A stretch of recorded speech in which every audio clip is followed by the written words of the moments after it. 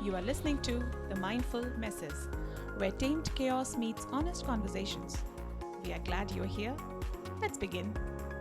All right, Sabika, let's jump right into it. So, we don't have any specific agenda today. We're just going to be talking about who we are, where we from, our past, and how we have how our pasts have evolved into our presence. So, tell us, where are you from? I'm from India, so that's where I have been born and raised for 26 years of my life, because that was the time when first time I went outside of India for work.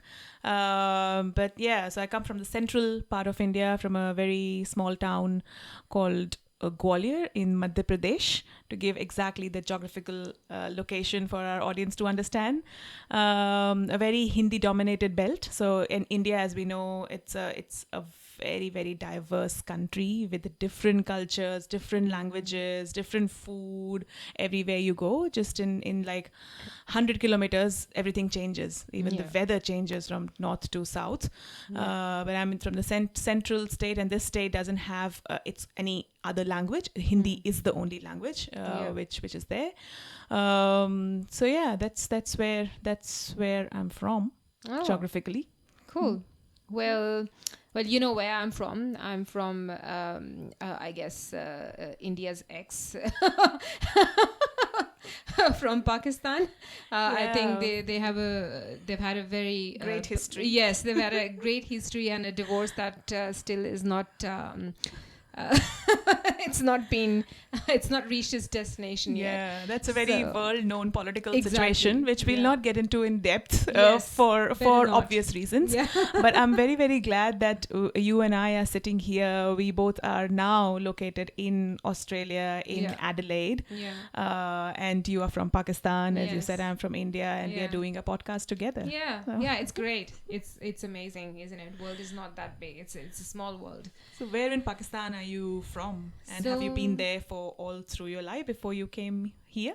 Yeah, so I was born in Sharjah, which is a city in United Arab Emirates, and spent few years of my childhood in Pakistan. So my parents are like, I'm from Peshawar, we are Pathans, and I spent probably 3 to 4 years of my childhood in Pakistan, and then we moved back to Dubai.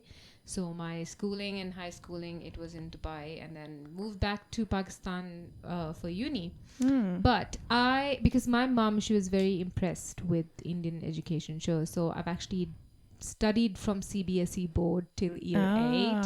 So that's common. I'm also from CBSE board. Yeah, So for the people who know what CBSE board is, Yeah, so I have sung Indian national anthem for about a good 3 to 4 years as well. That's interesting. A lot of my Indian friends, they don't know that. One of my friends found it when we were watching a cricket match, India and Pakistan cricket match, and when they were singing the Indian national anthem, I started singing along, and they were just looking at me. They stopped singing. They're like, "What? How do you know that?" I was like, "Yeah, I've studied in Indian school." Yeah, and it's a beautiful song, Jana Gana Man Yes. Adhinayaka Jayate. And we are for the audience who are not from that background or culture, we have to stand in a attention position with our hands down and to respect the sanctity of the national anthem, and then sing along. And if you just can't sing along, then you just have to stand, leave everything you're doing, and just stand and then respect that until it's ended. Yeah. That's it. The same goes at our places. So so that's how my childhood was. I had great time growing up in Dubai, because first of all, it's a very safe place. But then transitioning from that to Pakistan, a university in Pakistan, was a bit of a rocky road, I would say.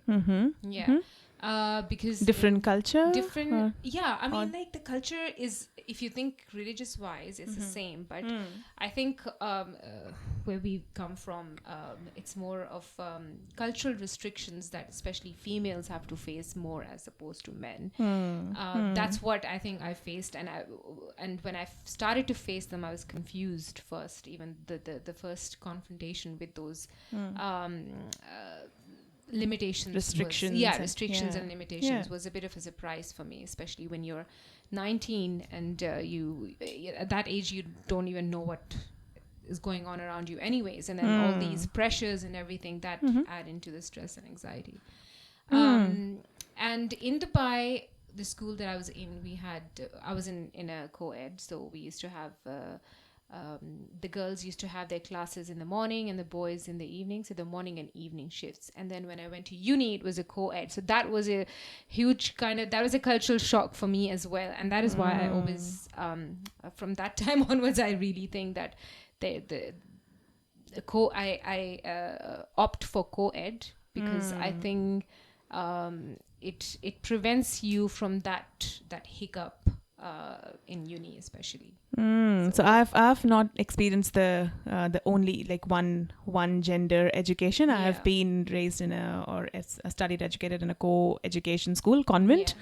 Convent co-education, so I prefer that as well, but I've not seen the other side, though there are a lot of very good only girls school, very good only boys school, and we have successful people coming out of that. And now as a parent, I'm trying to think on the other side as well. I'm trying, because I have a girl child, I have a daughter, and then I'm exploring options of a only girls school, and then what benefits that brings. But yes, I'm still exploring, and that's what the whole point is, still understanding what it is. But then what I am, and the how I'm shaped, how my confidence is, what I am in the world, it's majorly because of the school foundation. So my school was a very good school, and it was convent school, and I thank that to my parents, my mom, who actually made us study in that school at that time, with the expense and fees and whatever the parents at that time had to do to make things work. So yeah, but then how I deal with the world, and then when we coming from a different country, I'm in a different country, and how do I deal with men here, or generally everyone here is because of my school, is what I think. Yeah. I agree, but I just there are a lot of reasons, and one of them is that I feel that women have been fighting the battle, for to stand next to men in every phase, or in every profession, etc. So why I don't understand the purpose of having girls only school. In my personal experience, I have grown out of it, probably because I was naturally not a very shy kind of a person, but I think it takes a while to settle into work environment with when you have to deal with men anyways if you want to work everywhere. It's inevitable. So why not, even if you're not working, I think you still deal with men everywhere, like shopping malls or wherever you go. So you have to deal with men socially. That's also in friend circles, your friends, your girlfriends, husbands, and exactly. And then suddenly those men, when you see them after studying in all girls school, they appear as some aliens, and you have to work on dealing with them. And there's I do feel that the sexual tension between the males and the female is less when you're in co-ed. And I really I stand by co-ed school, and that's how it should be. This is a good thing for the audience listening as well. I think let us know, what do you guys think on this topic. As we said, we are still exploring. We don't have answers to everything, and we're not experts in anything we are sharing here. We just sharing about ourselves, and in that process we are exploring ourselves as well. So let us know what you think, girls school versus co-ed education. And then I touched on my families as well. So both my parents, we come from a Muslim background in India, and both of my parents were very liberal as well. So liberal educated Muslims, both working. My mom is still working. Dad has passed away 5-6 years back now. So and mom is actually from education background herself. So she is a French professor in a uni in my hometown. And so she actually shapes and teaches people. She shapes people's career. So yes, a very accomplished woman in her career. So yeah, that's what that's have been my background for where I come from in my family. What about you? Yeah, amazing. My parents, they're both Pashtuns, and I come from a conservative family, and my parents are not that educated. My mom as well, but my mom always wanted us to get the education. So she never differentiated between my brother and us two sisters. We are three siblings. And whatever I am today, I do give full credit to her, because if it wasn't for her, I don't think I would be here now. So I usually tell this to my mom almost every once in a while when I'm reading a good book and I feel good after reading the book. I send her a message that thank you so much for for teaching me how to read. It's a blessing. Right. I really admire my mom for the kind of strong person she was. I've seen her always struggling for whatever she wants to achieve. Although she wasn't that educated, I've seen her opening a Montessori in her house when we were in Dubai, and that started just by printing out some pamphlets and then asking us to go door to door and tell everyone that, hey, we're just going to teach the kids here, and she was also a teacher just like your mom, not a very highly qualified one, but it was her passion. She used to love to teach kids, and now she's doing that with her grandkids. But yeah, I think it's not that we don't have differences. There are a lot of cultural differences that we have, but I still am very grateful to be an educated person. So while you were speaking, I was actually thinking that we both spoke more about our moms than our dads' contribution to our education. But is it actually what our moms wanted, or you can answer in your way, I will answer in my way. Is that because what they wanted to do for us, they wanted an accomplished child, and they wanted my mom feels proud that her daughter has done this, and all three of the kids have done this, and they have achieved this, and that's because of what she provided as an education, or is that so it's a parenting question basically. So have they done it for themselves, or have they done it for us? That is and now that I'm a parent, so that's what I'm thinking. Now that I'm thinking about my daughter's education, am I doing it for myself? I like this, that is why I am choosing to do it, or am I thinking about her future? So that question that you ask yourself is what makes you different from the parents that we probably were brought up by, because it was I don't think that question would have ever come across to them. It was, for me, when I think about my teenage years, it just I remember it as a race of getting race for getting 90%, or 90% is very less, of course, if you think about it. Becoming a doctor, you've got goals set for you by your parents to survive in the society that we are going to be, that they thought we would be living in, and they had all mapped out for us.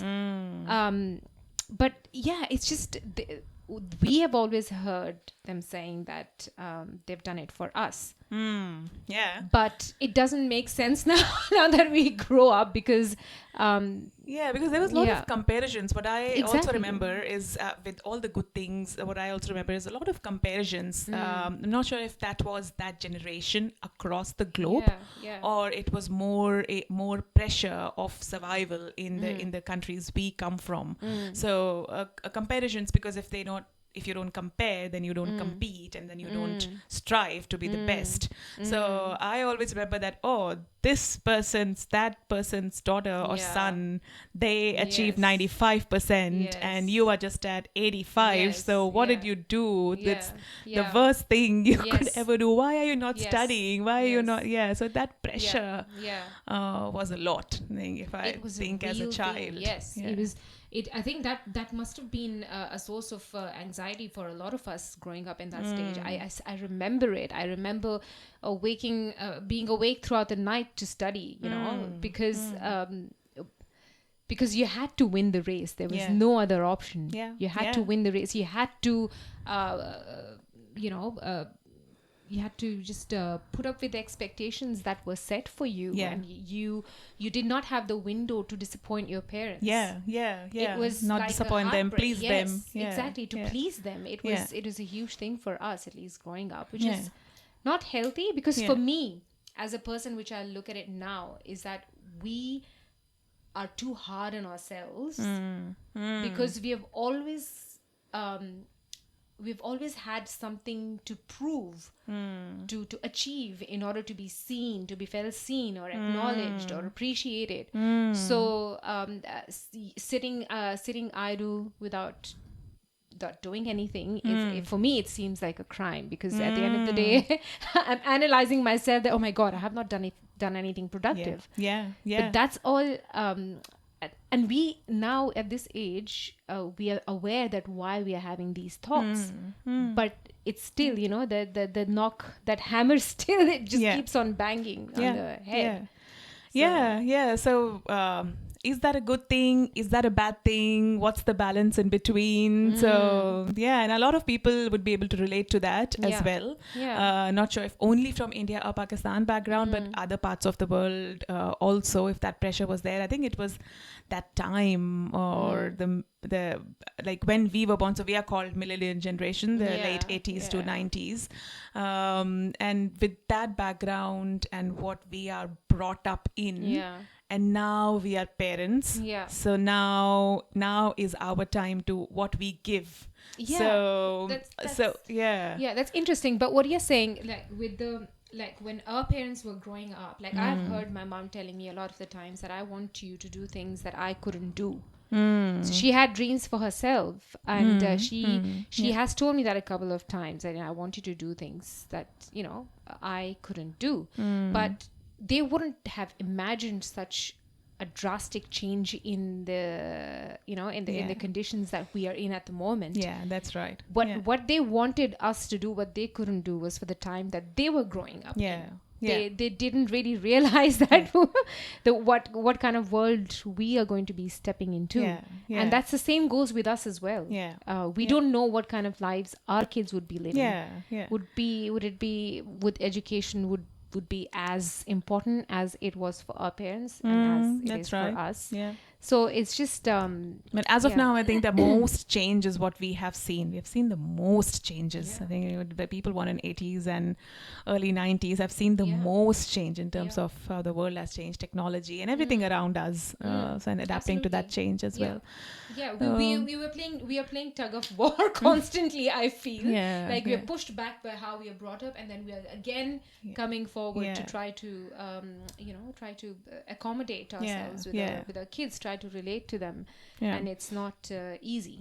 But I think that having no pressure also is not good. So what we are, and we are sitting here in a different country, we have achieved so much in your a field of profession of pharmacy, and my field of profession of IT.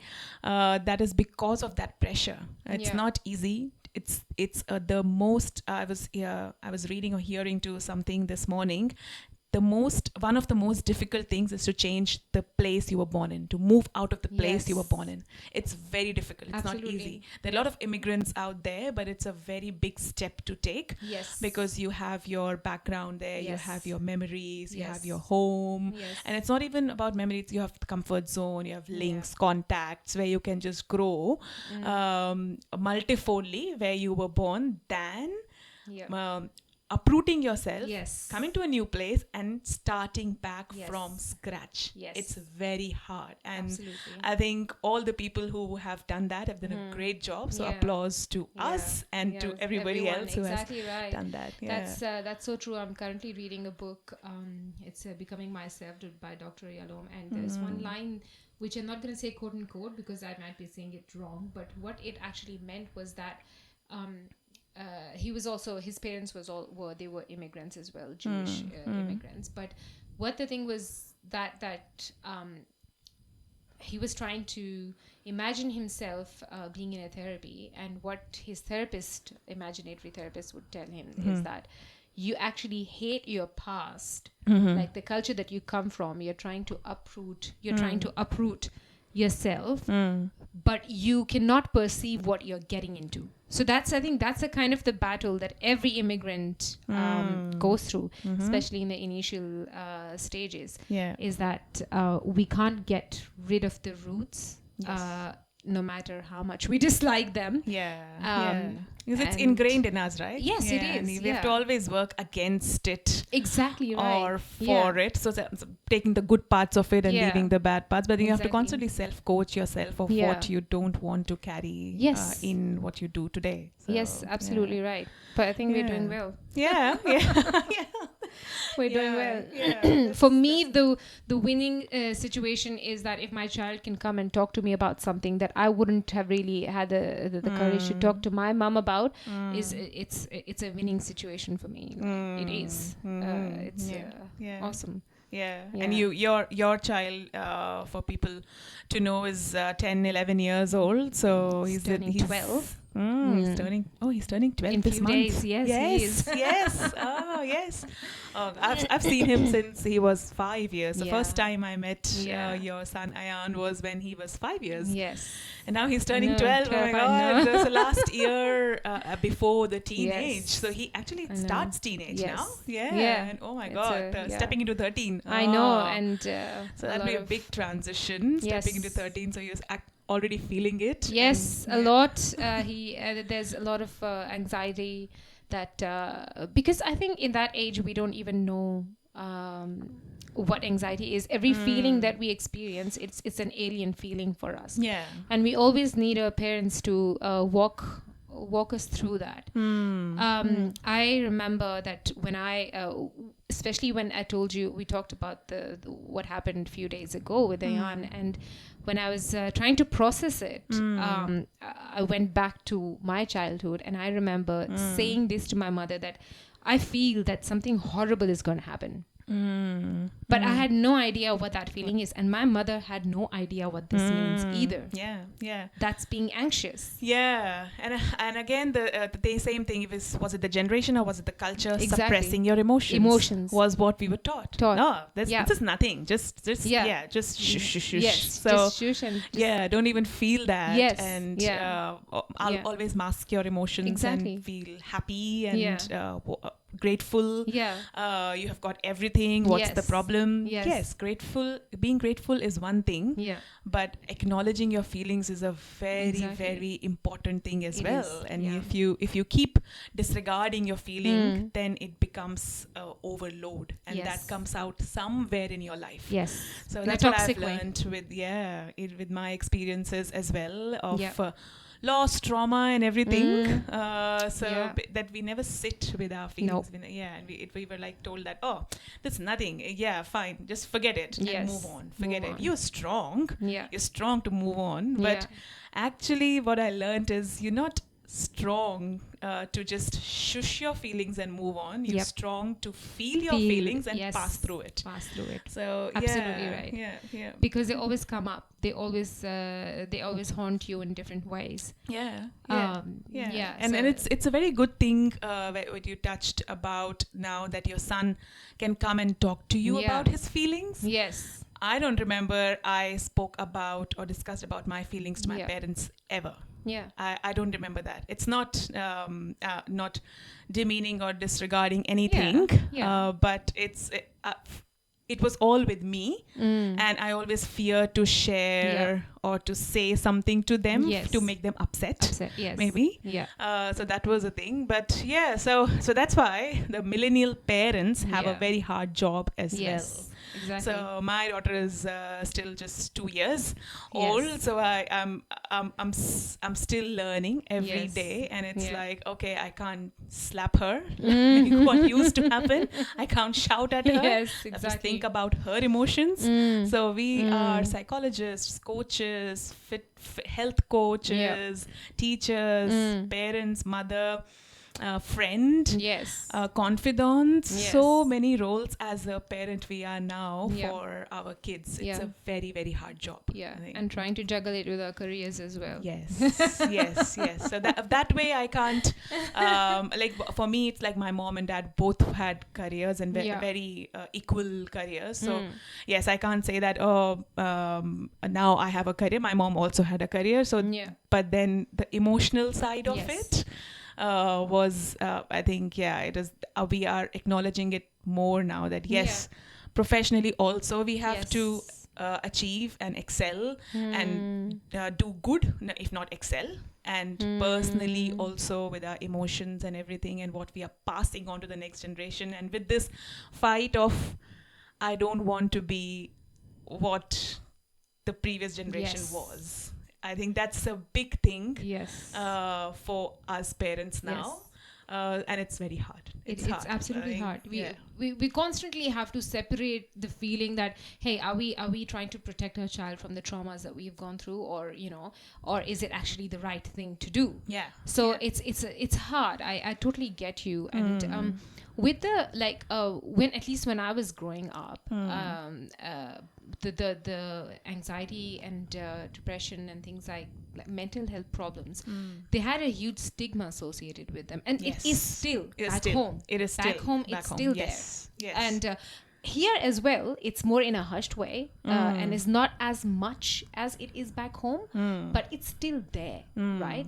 And I know that if I would have any feelings, because I did not know what that feeling was, that something bad is going to happen, right? Yeah. And but I was always asked to keep quiet, because I think our parents have always lived in the fear of what people or what the society would think, and that has played such a huge role in shaping us as people. Yes. Is that, and this is recently something that I realized, that most of our lives we have been living for others, basically. Yes. Yeah, that's right. And That's where the now, comparison exactly, comes yes. from, and Exactly. And then now, when we even try to choose the kind of people we meet, we want to meet or spend our time with, and we try to keep distant from people who we want to protect ourselves from in whatever way. We do feel guilty about it, if you've noticed. Yeah. Because there's a constant pressure of being a good person, of being pleasing everyone,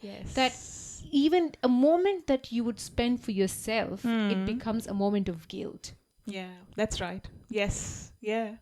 Yeah, and I think that's what comes from where we are and how we are brought up and where we come from. Yes. Yeah, exactly. Yeah, now it's all these talks of self-awareness and spending time with your own self and discovering yourself and putting your priorities first.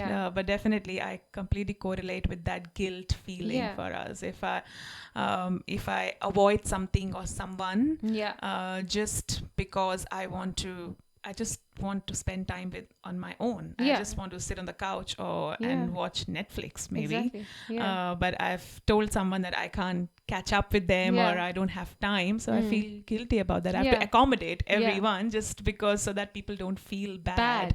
And that's just one example of what happens in life for that pleasing attitude. Yeah, exactly. And the best, you know what the funny part is, people don't feel bad at all.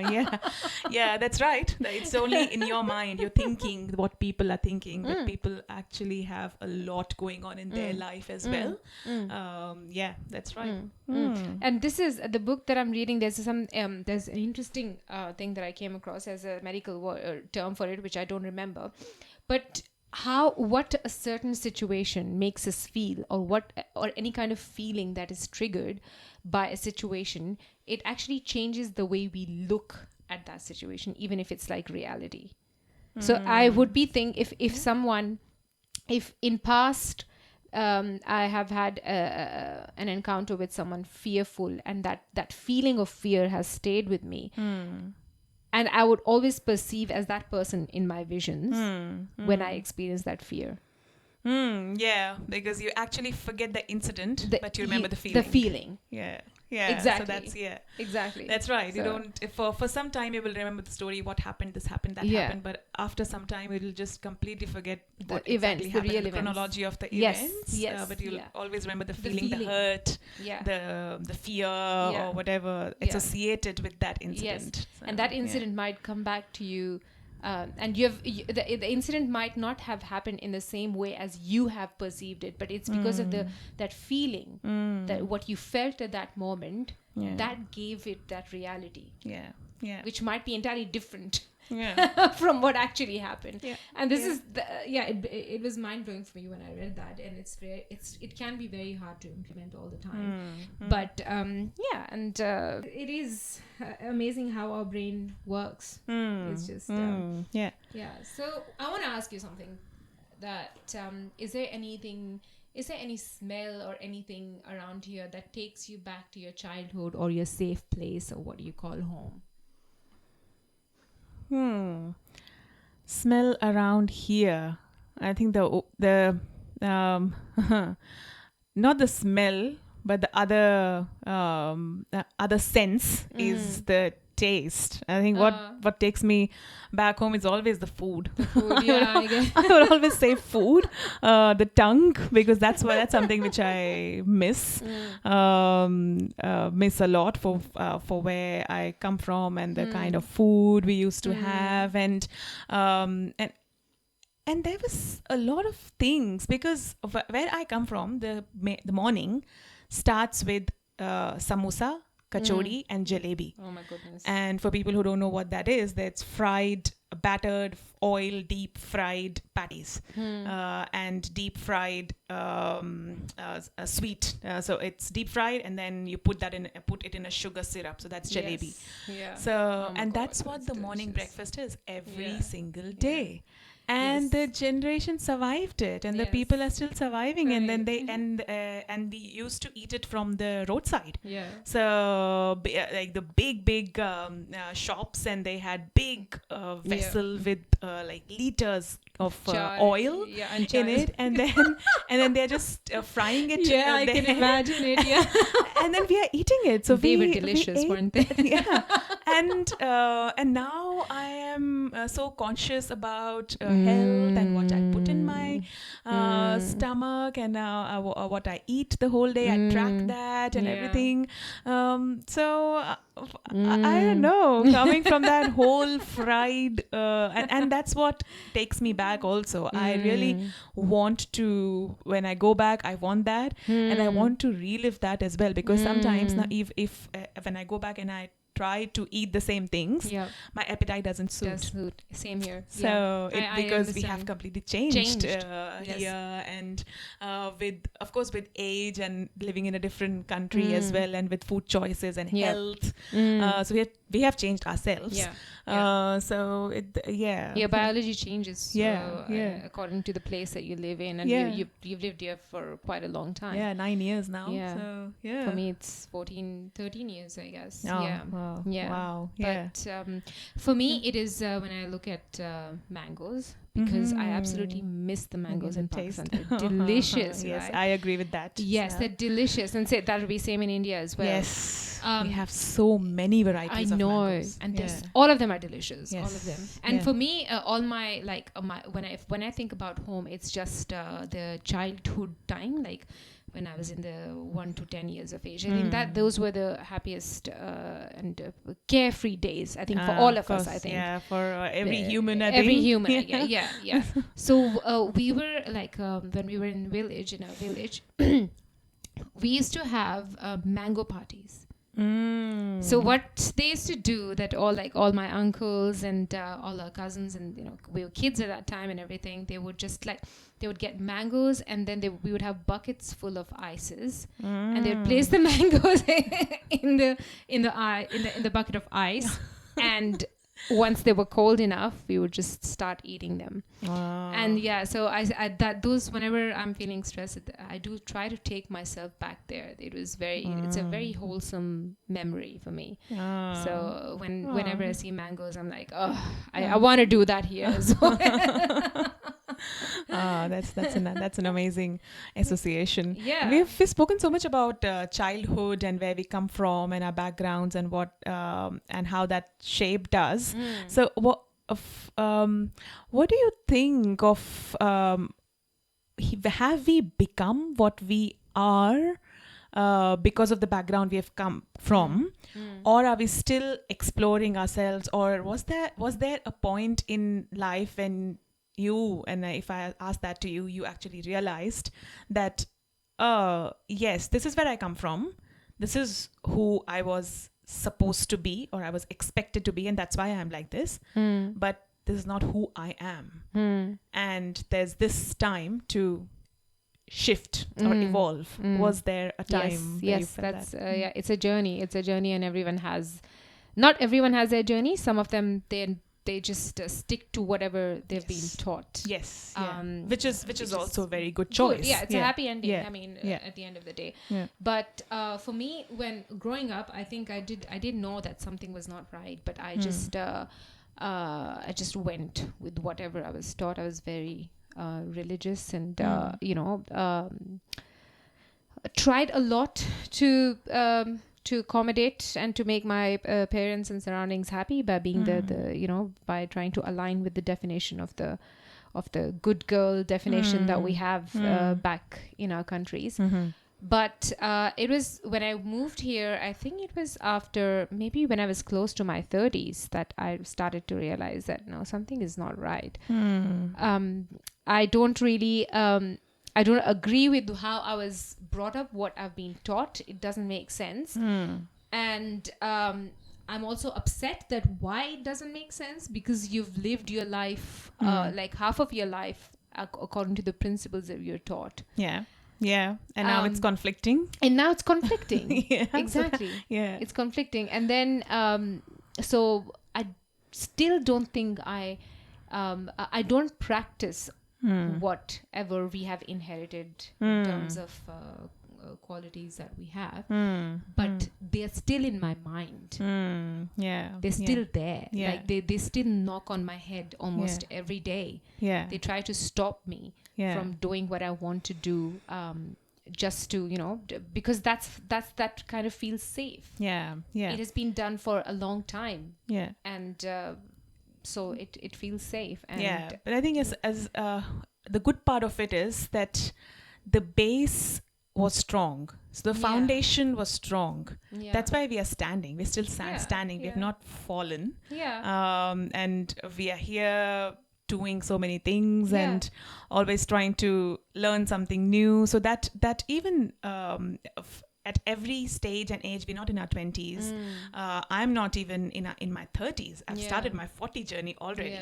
But trying to learn something new every day, trying to challenge myself every day is, I think, because of the foundation also. So that's the good part of a strong base, and then whatever is standing over it is good, but still going higher or spreading the wings or creating more floors on top of that, and that's what exploring is. And then also getting rid of some things we don't agree with as well.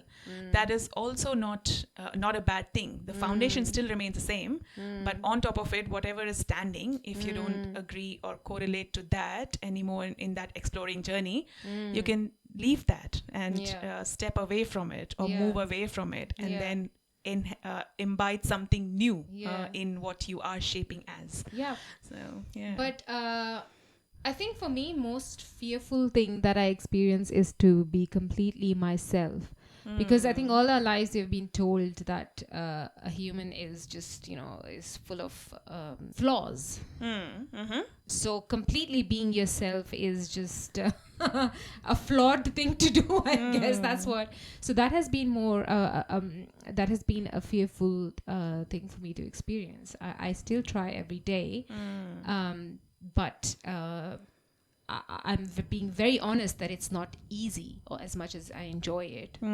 It's not easy being ourselves, because I think we're being taught to fear ourselves. That's a really good point, and it can be a very elaborate discussion as well. I think we'll keep it for our next episode. Yes. Human as a puzzle. Yes. Because we are puzzles, really. So yeah, let's explore that more in our next episode. Are you gonna have some questions for audience? Yeah, we can leave some questions for audience who are listening. Yes, that'll be good. So for me, the question number 1 is, if you stripped away labels, achievements and roles, who would you be? That's the first question. Savika, do you have a question as well? Okay, so what parts of your story do you avoid telling, even to yourself?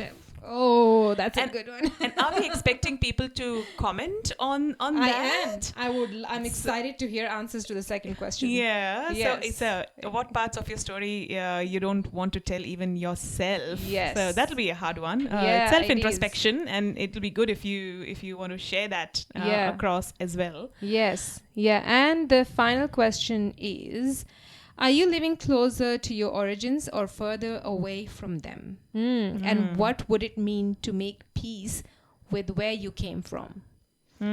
So these are some questions that you can scratch your heads with. And we'll leave these in the show notes also, so you can have some notes. And just as for some, it could be just self-reflection and you don't want to share that with people. But for we would like a lot of engagement, because as we said in the previous episode also, who we are, what we are doing here, what this podcast is about, and what is in it for you. We would like to build a community to discuss and to share things live. So that's why we don't stick to a genre. We are exploring, and we are talking about a lot of topics here, and life in general, and just us, just being you, and you are what you are, perfect. Perfect as you are. Exactly. And you can be vulnerable and still be great. And accepting ourselves is the best thing we can do. So accept whatever you are. So that was a great discussion, I think. I loved discussing and talking about where I come from and my background, and listening to yours as well. And same here. India and Pakistan. Having a podcast in Australia, Adelaide. That's the most interesting part of it. At least in Australia we can shake hands. This is us, Uruj and Sabika, signing off. If any of these thoughts lingered with you after listening, don't let them sit alone. Follow us, reach out, and help us grow a community shaped by curiosity, honesty, and shared reflection. Until next time, be kind and gentle to yourself and others around you.